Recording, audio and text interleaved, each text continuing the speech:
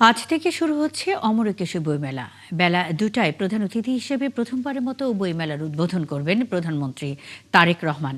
উদ্বোধন শেষে বাংলা একাডেমি সাহিত্য পুরস্কার প্রাপ্তদের হাতে পুরস্কার তুলে দেবেন প্রধানমন্ত্রী। এবারের বইমেলার মূল প্রতিপাদ্য বহুমাত্রিক বাংলাদেশ। বইমেলায় এবার অংশগ্রহণ করছে ৫৪৯টি প্রকাশনা প্রতিষ্ঠান। এর মধ্যে বাংলা একাডেমি প্রাঙ্গণে ৮১টি এবং সোহরাওয়ার্দী উদ্যান অংশে থাকবে ৪৬৮টি। ছুটির দিন ছাড়া প্রতিদিন বেলা ২টা থেকে রাত ৯টা পর্যন্ত মেলা খোলা থাকবে। ছুটির দিনে বইমেলা শুরু হবে বেলা ১১টায় এবং চলবে যথারীতি রাত ৯টা পর্যন্ত। রাত ৮:৩০টার পর নতুন করে কেউ মেলা প্রাঙ্গণে প্রবেশ করতে পারবে না। এদিকে মেলা উপলক্ষে নেওয়া হচ্ছে ব্যাপক নিরাপত্তা ব্যবস্থা।